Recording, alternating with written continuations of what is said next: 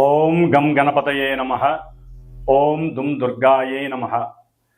ఓం గురవే సర్వలోకానాం విషజే భవరోగిణాం నిధయే సర్వవిద్యానాం శ్రీ దక్షిణామూర్తయే నమో నమః. శ్రీ మేధా దక్షిణామూర్తయే నమః. ఆదిత్యాయ చ సోమాయ మంగళాయ బుధాయ చ గురుశుక్ర శనిభ్యశ్చ రాహవే కేతవే నమః. ఈ యొక్క నవగ్రహ స్తోత్రాన్ని ఎవరైతే ప్రతినిత్యము కూడా చక్కగా తలుచుకుంటారో వారందరికీ కూడా ఈ జన్మలో కలిగేటటువంటి ఆయురారోగ్య వృద్ధి తప్పకుండా కలుగుతుంది అని ఋషివచనం. ముఖ్యంగా ఈ వైశాఖ మాసంలో మే 15వ తేదీ నుండి మరలా జూన్ 15వ తేదీ వరకు కూడా మనకి ప్రతి నెల కూడా ఎప్పుడెప్పుడు సూర్యుడు తన యొక్క రాశి ప్రవేశాన్ని మార్చుకొని ఏ ఏ రాశుల వారికి ఏ ఏ విధమైనటువంటి శుభ ఫలితాలను ఇస్తాడో అని ఎదురు చూస్తూ ఉంటారు ప్రేక్షకులందరూ కూడా. నవగ్రహ ప్రేక్షకులు అంటే నవగ్రహాలని చాలా మనస్ఫూర్తిగా స్వీకరించి వారి యొక్క మనసుని ఆ గ్రహ పేరితం ద్వారా పిన్ టు పిన్ పాయింట్ని అనుసరిస్తూ వెళ్ళేటటువంటి వారందరికీ కూడా ఈ నెలంతా కూడా శుభప్రదంగా ఉండాలని కోరుకుంటూ, మరి మార్చి 30 నుండి జరిగినటువంటి కొన్ని గ్రహస్థితుల యొక్క కలయికల వలనే మనకి దేశవ్యాప్తంగా అట్లాగే ప్రపంచవ్యాప్తంగా ఎన్నో రకాలైనటువంటి సిచ్యువేషన్స్ మనం గమనిస్తూనే ఉన్నాం. అది ఈ క్షణము ఈ రోజుకు కూడా ఏం జరుగుతుందో మీ అందరికీ చెప్పచ్చు. ఇవన్నీ కూడా 6 నెలల నుండి జ్యోతిష్కులందరూ కూడా చక్కగా వారికి ఉన్నటువంటి జ్ఞానంతో ప్రబోధిస్తూనే ఉన్నారు. కొంతమంది కొట్టిబారేశారు, కొంతమంది నమ్మారు. నమ్మినా కొట్టిబారేసినా గ్రహాలు ఇచ్చేటటువంటి పరిస్థితుల్ని వాటి నుండి తప్పించుకునే ప్రయత్నాల్ని మనం చేయలేం. కానీ ఒక్క దైవ ఉపాసన ద్వారా మాత్రమే ఎవరికి వారం కాపాడుకునేటటువంటి శక్తిని భగవంతుడు మనకు ప్రసాదించాడు. మరి ఈ సూర్య భగవానుడు అట్లాగే ఈ నెల అంటే ఈ నెలలో మే 14వ తారీఖు మధ్యాహ్నం నుండి కూడా మరి దేవతలందరికీ గురువైనటువంటి ఆ బృహస్పతి వృషభ రాశిలో నుండి మిథున రాశిలోకి సంచరిస్తుంటే ఈ గ్రహాలన్నిటినీ తిప్పేటటువంటి సూర్య భగవానుడు మేషరాశి నుంచి వృషభ రాశిలోకి తన యొక్క సంచారాన్ని మే 15వ తారీఖున చక్కగా వృషభ సంక్రమణం ద్వారా మనందరికీ కూడా ఆయన యొక్క సూర్యకిరణాల ద్వారా ఆయుష్ని, ధనాన్ని, మేధస్సుని ప్రసాదిస్తున్నాడు. అట్లాగే మనకి ఈ నెలలోనే మే 18వ తేదీన దాదాపుగా 1.5 సంవత్సరాలు అనగా 18 నెలల పాటు ఛాయాగ్రహాలైనటువంటి రాహువు మరియు కేతువు, ఈ 2 గ్రహాలు కూడా మీనరాశిలోను ఇటు కన్యారాశిలో కేతువు, వీరిద్దరూ కూడా కొన్ని రాశుల వారికి ఎన్నో అగాధాలని, ఇబ్బందులని, విపత్తులని, పిచ్చిని, ఇట్లా ఒకటి కాదు ఎన్నో రకాలైనటువంటి సమస్యలని, ఇబ్బందులని కొని తెచ్చే ఉన్నారు. కొంతమంది రాశులకి ఇప్పుడు ఈ రాహుకేతువుల వలన దోషము, మరికొంతమందికి చక్కగా విముక్తి కలుగుతున్నాయి. అవి ఏవే రాశిలో కూడా ఆల్రెడీ మీ అందరికీ కూడా కొన్ని వీడియోల ద్వారా పరిచయం చేశారు ఎంతోమంది జ్యోతిష్కులు. మరి వీరిద్దరూ కూడా మే 18వ తేదీన రాహువు కుంభరాశిలోకి అట్లాగే కేతువు సింహరాశిలోకి చక్కగా ప్రవేశాన్ని చేస్తున్నారు. మరి గురువు అయిపోయింది, రాహు అయిపోయింది, కేతు అయిపోయింది. అసలు సిసలైనటువంటి గ్రహము, చాలా కోపావేశము, భూమిపుత్రుడు, ప్రతి మనిషికి ఏదైతే ఉండకూడదో కోపము, ఆవేశము, ఇవన్నీ ఏవైతే ఉండకూడదో అవన్నీ ఉన్నటువంటి పుష్కలంగా ఉన్నటువంటి గ్రహం మంగళుడు, అట్లాగే కుజుడు, అంగారకుడు అంటారు. ఈయన జూన్ 6వ తేదీన అయిపోయి 7వ తేదీన నీచస్థితి అయినటువంటి కర్కాటక రాశిలో నుంచి చక్కగా సింహరాశి మిత్రక్షేత్రమైనటువంటి అగ్నితత్వపు రాశి అయినటువంటి మిత్రక్షేత్రంలోకి అడుగు పెడుతున్నాడు. ఎవరితో ఉంటాడు ఆయన? కుజవత్ కేతువు అంటారు. యాక్చువల్లీ కుజుడిచ్చే ఫలితాలన్నీ కేతు ఇస్తాడు అని చెప్పి మనకి శాస్త్ర ధర్మం. మరి వీళ్ళిద్దరూ కలుస్తున్నారు, కుజకేతువులు సింహరాశిలో. సామాన్యమైనటువంటి యోగము కాదండి, మహా అవయోగంగా చెప్పుకోవాలి ఈ యొక్క కుజకేతువుల యొక్క కలయిక. అట్లాగే శని రాహువులు కలిసి ఉన్నటువంటి వారు కాస్త రాహువు విడిపోతున్నాడు. కొంతవరకు అది ప్రపంచానికి క్షేమము, అట్లాగే కొన్ని రాశుల వారికి కూడా క్షేమప్రదము అని మనం చెప్పుకోవచ్చు. కాబట్టి ఈ కుజుడు జూన్ 7వ తేదీన కేతువుతో కలిసి సింహరాశిలోకి వచ్చినప్పుడు కొన్ని రాశుల వారికి, ముఖ్యంగా మేషము, వృశ్చికము లగ్నముగా ఉన్న వాళ్ళకి, రాశులుగా ఉన్నటువంటి వారికి, అట్లాగే ఎవరికైనా సరే కుజుడు యొక్క నక్షత్రాలైనటువంటి మృగశిర, చిత్త, ధనిష్ట ఈ నక్షత్రాధిపతి అయినటువంటి మరి అధిపతి కుజుడు కాబట్టి ఈ కుజుడు కేతువు కలిసినటువంటి ప్రభావం వారి మీద ఉంటుంది. అట్లాగే ఎవరికైతే వారి యొక్క జన్మజాతకంలో కుజ మహర్దశ కానీ కుజ అంతర్దశ కానీ నడుస్తుందో వారికి కూడా కొన్ని అవాంతరాలు, ఇబ్బందులు కలగడానికి అవకాశాలు పుష్కలంగా ఉన్నాయి. కాబట్టి వీళ్ళందరూ కూడా తప్పనిసరిగా సర్పగ్రహ దోష నివృత్తి కోసము, అంటే కుజుడు కేతువు అటు రాహుకేతువులకి కుజుడికి అస్సలు పడదు కాబట్టి కంపల్సరీ ఇంకా ఎన్నో రకాలైనటువంటి ప్రమాదాలకి దారి తీసేటటువంటి అవకాశం ఉంది. ప్రపంచ క్షోభం కూడా కలగడానికి అవకాశం ఉంది. ముఖ్యంగా రాజకీయ నాయకులు అట్లాగే దేశాధ్యక్షులకి ఇది ఒక గండంగా కూడా మనం భావించాలి. అయితే ఈ మన దేశంలో ముఖ్యంగా కర్మభూమి, యజ్ఞభూమి కాబట్టి ఈ యొక్క రాహుకేతువులు కుజుడి యొక్క ఈ మిశ్రమ ఫలితం, అంటే వీళ్ళందరూ కలిసినటువంటి సంయోగ ఫలితము ఎదిరించటానికి ఒక్క సుబ్రహ్మణ్యేశ్వర స్వామి ఒక్కడే మహానుభావుడు. ఆయన్ని మనం ఆరాధించటం, ఆయన హోమాలు ఎంత చేసుకుంటే అంత మంచిదండి. దాదాపుగా జూన్ 7వ తేదీ నుండి జూలై 29వ తేదీ వరకు దాదాపుగా ఈ కుజకేతువులు కలిసి ఉంటారు. ఈ మధ్యకాలంలో చాలా ఇబ్బందికరమైనటువంటి పరిస్థితులు ఉంటాయి.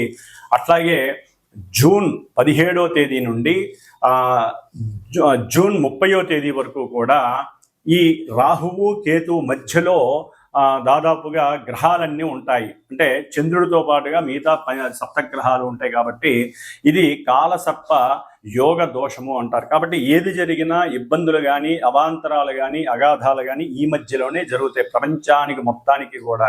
కాబట్టి అవన్నీ ఆపటానికి అందరం కూడా తప్పనిసరిగా ఎవరికి అవకాశం ఉన్నవారు వారి సొంత జాతకరీత్యా కానివ్వండి, ప్రపంచ క్షేమం, దేశక్షేమం కోసం ఆ సుబ్రహ్మణ్యేశ్వర స్వామి ఆరాధనలు, పూజలు, హోమాలు చేయటం ద్వారా వాళ్ళు శాంతించి, కుజరాహుకేతువులు శాంతించి దేశం సుభిక్షంగా ఉంటుంది. ఈ యొక్క కొట్లాటలు కానీ, యుద్ధాలు కానీ, ఈ భయ ప్రకంపనాలు కానీ ఇవన్నీ కూడా తగ్గిపోతాయి. ఎన్నో అగ్ని ప్రమాదాలు జరగడానికి అవకాశం ఉంది. ఎన్నో రకాలైనటువంటి రాజదండనలు, అంటే రాజకీయ పరంగా ఎన్నో ఇబ్బందులు ఎదురే అవకాశాలు ఉంటాయి. ఇవన్నీ కూడా మనం దరిమిలా పక్కకి తోసేయడానికి అవకాశం ఉంటుంది. కాబట్టి ఈ యొక్క వృషభ సంక్రమణానికి మేషరాశి నుంచి మరి వృషభంలో రవి, అట్లాగే మిథునంలో గురుడు, అట్లాగే మనకి సింహరాశిలో కుజకేతువులు, కుంభంలో రాహువు, అట్లాగే ఈ బుధుడు శని యొక్క సంయోగం నుంచి ఎప్పుడో 7వ తారీఖే బయటకు వచ్చేసాడు. మే 7వ తారీఖునే. శుక్రుడు కూడా ఇప్పుడు దాదాపుగా మే 31 అంటే మే 31వ తేదీన శని నుంచి విడి మేషరాశిలోకి వస్తున్నాడు. కాబట్టి ఒక్క శని మాత్రమే మనకి మీనరాశిలో ఉంటాడు. కాబట్టి సాధ్యమైనంత వరకు కొంత ప్రభావం, అంటే మనకి కలిగేటటువంటి కొన్ని ఇబ్బందుల నుంచి ఈ ఒక్క శని మాత్రమే ఉంటాడు. కాబట్టి ఇబ్బందులన్నీ కూడా తొలగిపోతాయి. ప్రపంచం కొంచెం సుభిక్షంగా ఉండడానికి అవకాశం ఉంటుంది. కాకపోతే కొన్ని గ్రహాల యొక్క కలయిక మంచిది కాదు కాబట్టి కాలసర్ప యోగ దోష ప్రభావం మన దేశం మీద, ప్రపంచం మీద ఉంటుంది. పర్సనల్ వ్యక్తిత్వ జాతకాల మీద కూడా ఉంటుంది. కాబట్టి అందరూ కూడా తమ యొక్క వ్యక్తిగత జాతకాలని చక్కగా గురువుల ద్వారా చూపించుకొని తగినటువంటి సుబ్రహ్మణ్య హోమాలు కానివ్వండి, అట్లాగే కుజరాహు కేతువులకి తప్పనిసరిగా జపాదులు, దానాదులు, హోమాదులు చేయించుకోవాలి. ఇలా చేయించుకోవటం వలన చాలా ఉపశమనం కలుగుతుంది. కాబట్టి మరి ఏ రాశుల వారికి, మేషాది పర్యంతం మీనరాశి వరకు ఏ రాశుల వారికి ఈ గ్రహాలు ఈ స్థానాల్లో ఉండటం ద్వారా ఏ ఏ ఫలితాలు కలుగుతాయి, ఏ ఏ ఆనందాలు కలుగుతాయి, ఇబ్బందులు కలుగుతాయి అనేటటువంటి విషయ పరిజ్ఞానాన్ని మనం ఈ యొక్క వృషభ సంక్రమణంలో తెలుసుకుందాం. ఓం శ్రీమాత్రే నమః. ఓం గం గణపతయే నమః. ఓం శ్రీమాత్రే నమః. మీనరాశి మే 15వ తేదీ నుండి జూన్ 15వ తేదీ వరకు మీనరాశి వారికి అత్యద్భుతమైనటువంటి ఉద్యోగ అవకాశాలు కలగడానికి సిద్ధంగా ఉండండి. ఎందుకంటే దాదాపుగా వీరికి ఉద్యోగం లేక ఆర్థికంగా చాలా ఇబ్బందులు పడినటువంటి పరిస్థితులు మీనరాశి వారికి. ఎందుకంటే వీరికి ఏలినాడిసిన ప్రభావం కావచ్చు, మొన్నటిదాకా రాహుకేతువుల యొక్క ప్రతికూల భావాలు, కాలసర్ప దోషంగా యోగ దోషం కావచ్చు, గురువు యొక్క అనుకూలత లేకపోవడం, ఏది మాట్లాడినా డబ్బు వస్తుంది అనుకుంటే డబ్బు రాకపోవటం, ఇట్లా ఎన్నో రకాలైనటువంటి పరిస్థితులు వృత్తి ధర్మంగా, అట్లాగే రాజకీయ పరంగా కూడా ఎవరైనా రాజకీయ నాయకులు కావచ్చు, రాజకీయ రంగంలో ఉన్నటువంటి వాళ్ళు కానీ ఆర్థిక సంక్షోభాన్ని ఎదుర్కొన్నారు. ఉద్యోగ ధర్మంలో ముందుకెళ్దామన్నా వెళ్ళలేని పరిస్థితి, ఆర్థికంగా పూర్తిగా పరిస్థితులు ఎదుర్కోలేకపోయారు. రియల్ ఎస్టేట్ వ్యాపారులు అయితే పూర్తిగా ఇబ్బందులు పడ్డారు. మరి వీళ్ళందరికీ కూడా కొంత అనుకూలమైనటువంటి పరిస్థితులు కనిపిస్తున్నాయి. ఎవరైతే మీనరాశి వారు ఉన్నారో ఓకే, ఏలినాటి శని ప్రభావం పక్కన పెట్టండి, రాహు యొక్క ప్రభావం పక్కన పెట్టండి. ఎందుకంటే రాహు 12వ రాశిలోకి వస్తున్నాడు. ఒక రకంగా అది కూడా కొంత ఇబ్బందికరమైనటువంటి పరిస్థితి. కాబట్టి దూర ప్రాంతాలకు తీసుకెళ్తాడు, ఉద్యోగరీత్యా కావచ్చు, లేకపోతే ఏదైనా వ్యాపార రీత్యా కావచ్చు. వీరు కాస్త వేరే దేశంలో నిలబడడానికి, స్థిరపడడానికి అవకాశం, అంటే కుటుంబానికి దూరంగా తీసుకెళ్లే పరిస్థితి కనిపిస్తుంది రాహు వలన. అట్లాగే స్నేహితుల వలన కొంత ఆర్థికపరమైనటువంటి నష్టాన్ని పొందే అవకాశం శని మహానుభావుడు ఇస్తున్నాడు. కర్మ ప్రారంధాలని పూర్తిగా ఆయన ఇచ్చే అవకాశాలు ఉన్నాయి. మరి విద్యార్థులకి ఇదొక తమ యొక్క బుద్ధిని, అట్లాగే ఆలోచనలని, నైపుణ్యాన్ని వృద్ధి చేసుకునే సమయం ఆసన్నమైంది. కాబట్టి విద్య ద్వారా ఏదైనా విదేశాలకి వెళ్ళాలి, దూర ప్రాంతాలకు వెళ్ళి చదువుకోవాలనుకుంటే మీరు బాగా కష్టపడాల్సిందే. ఎందుకంటే మీకు శని బలం కాస్త కష్టంగా ఉంది, ఏలినాటి శని ప్రభావం. గురుడు కూడా చతుర్థంలో ఉండటం ద్వారా కొంచెం విద్యా విఘ్నాలు కలిగే అవకాశాలు ఉన్నాయి వీరికి. ఎందుకంటే గురువు చతుర్థంలో ఉండటం, అర్ధాష్టమ గురుడు అంత యోగ్యకరం కాదు. ఆకస్మికంగా విద్యలో ఏదో ఒక ఆటంకాలు కలుగజేస్తారు. అట్లాగే ఉద్యోగంలో కూడా వీరికి భద్రత అనేటటువంటిది ఉండదు. కానీ మీనరాశి వారికి సూర్యుడు షష్ఠాధిపతియే 3వ భావంలో ఉండటం అనేటటువంటిది వీరు ఏదైనా ఉద్యోగరీత్యా ప్రయత్నం చేస్తే అనర్గళంగా మాట్లాడేస్తారు. సూర్యబలం చాలా చక్కగా ఉంది వీరికి. కాబట్టి ఉద్యోగ అవకాశాలు మెండుగా ఉన్నాయి. దానితోడు జూన్ 7 తర్వాత కుజుడు కేతువుతో కలవటం. ఆల్రెడీ కుజుడు మే 18 తర్వాత మీనరాశి వారికి చక్కగా 6వ స్థానంలోకి రావటం, కుజుడు ఆయనతో కలవడం ద్వారా వీరికి ఉద్యోగం ద్వారా అధికమైనటువంటి లాభాదాయం కలుగుతోంది. ఆకస్మికంగా దూర ప్రయాణాలు చేస్తారు. ఉన్న చోటే ఉండి కూడా వీరు దూరంగా వెళ్ళి రావటం ఉద్యోగంలో, ఇలాంటివి కూడా కలిగే అవకాశం ఉంటుంది. ముఖ్యంగా అగ్ని సంబంధిత ఉద్యోగాలకి ఇది అనుకూలమైనటువంటి పరిస్థితి కనిపిస్తోంది. ఏదేమైనప్పటికీ వీరు ఉద్యోగరీత్యా అనుకూలమైనటువంటి పరిస్థితులు, ధనాదాయం మెండుగా కనిపిస్తోంది. తండ్రి వలన పూర్వార్జితం ఏదైనా ఉంటే కనుక వీరికి అది చక్కగా కోర్టు కేసులు అవన్నీ కూడా వెళ్ళిపోయి మీనరాశి వారికి ఈ కుజకేతువుల ప్రభావం సూర్యుడి వలన ఆర్థికంగా లాభం కలగడానికి కూడా అవకాశం కలుగుతుంది. ముఖ్యంగా ఎవరికైనా లైఫ్ ఇన్సూరెన్స్లు అలాంటివి రావాలనుకుంటే అవి కూడా వచ్చేసి ఆర్థికంగా వీరికి సపోర్ట్ చేస్తాయి. దాని ద్వారా వీరికి అది చదువు రీత్యా పెట్టుకోవడం, దూర ప్రాంతాలకు వెళ్ళి చదువుకునే వాళ్ళకి ఈ యొక్క ధనం, అంటే తండ్రి యొక్క ధనం కావచ్చు, తన యొక్క ముత్తాతల ధనం కావచ్చు, కాస్త లాభపడుతుంది. ఉద్యోగరీత్యా కూడా వీరికి డెవలప్మెంట్ బాగుంటుంది. వ్యాపారస్తులు ఎవరైతే ఉన్నారో వారు కనుక కొంచెం శ్రద్ధ పెట్టి వారు మాట్లాడే మాట కొంచెం లౌకిక జ్ఞానాన్ని కూడా ప్రదర్శించి ఉన్నతమైనటువంటి వాక్కుని కనుక ఉపయోగిస్తే చక్కటి ఆర్థిక లాభం అనేటటువంటిది ఈ యొక్క నెలలో వీరికి కనిపిస్తోంది. ఎందుకంటే శుక్రుడు మే 31 తర్వాత మేషరాశిలోకి 2వ స్థానంలోకి రాగానే చక్కటి ధనాదాయం ఆకస్మికంగా లభిస్తుంది. ప్రయాణం ద్వారా కూడా ధనం లభించే అవకాశం ఉంటుంది. అట్లాగే కొత్తగా ఎవరో ఒకరు పరిచయం అవటం, కుటుంబంలో ఉన్నటువంటి వాళ్ళే పరిచయం అయ్యి వారితో సత్సంబంధాలు కలుపుకునేటటువంటి పరిస్థితులు కూడా మీనరాశి వారికి వస్తుంది. ఇక్కడ కొంచెం జాగ్రత్తగా ఉండాలి. అట్లాగే ఈ కుజ కేతువుల యొక్క రాహు యొక్క ప్రభావం వలన వీరికి కొంత ఉద్యోగంలో వచ్చినప్పటికీ కూడా కొంచెం ఎగుడు దిగుళ్ళు, కష్టాలు, ఫ్లక్చువేషన్స్ కనిపించే అవకాశం ఉంటుంది. కాబట్టి వీరు కాస్త హనుమంతుడి యొక్క ధ్యానం చేయండి, శని యొక్క దానం చేయండి, శనికి సంబంధించినటువంటి లేకపోతే రాహుకేతువులకు సంబంధించినటువంటి సప్పసూక్త జపాదులు లేకపోతే హోమాదులు చేయించుకోండి. హనుమత్ హోమం వీరికి సర్వదా రక్షగా ఉంటుంది. దత్తాత్రేయుడు లేదా దక్షిణామూర్తి యొక్క అనుగ్రహం పొందడం ద్వారా వీరి యొక్క మేధస్సు పెరుగుతుంది. గురువు యొక్క చతుర్థ స్థాన దోషం తొలగిపోతుంది. కాబట్టి వీరు అనుకూలమైనటువంటి పరిస్థితులు ఈ నెలలో అనుకూలంగా, రవి కుజ కేతువులు అనుకూలంగా ఉన్నప్పటికీ మిగతా గ్రహాల యొక్క ముఖ్యంగా శని, రాహువు, గురుడు యొక్క పెద్ద గ్రహాల యొక్క ప్రతికూలత వలన కొన్ని ఇబ్బందులు కలగడానికి అవకాశం ఉంటుంది. కాబట్టి ఆ గ్రహ శాంతి చేసుకోండి, ఆనందంగా ఉండడానికి ప్రయత్నం చేయండి. ఓం గం గణపతయే నమో నమః. ఓం గం గణపతయే నమః.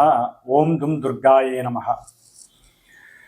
వీక్షించేటటువంటి అందరికీ కూడా ఒక శుభార్థమై ఒక విషయాన్ని తెలియచేయాలనే ఉద్దేశంతో ముఖ్యంగా ఈ యొక్క అంతరిక్షంలో గ్రహాలను వేధించేటటువంటి రాహుకేతువులు ఈ యొక్క మే 18వ తేదీన కుంభరాశిలోకి రాహువు, సింహరాశిలోకి కేతువు ప్రవేశిస్తూ జూన్ 7వ తేదీ నుండి జూలై 29వ తేదీ వరకు కుజుడు కేతువుతో కలిసి ఇక్కడ కుజ కేతు రాహు యొక్క ప్రభావం ముఖ్యంగా అన్నదమ్ముల యొక్క విషయపరంగా కానివ్వండి, లేకపోతే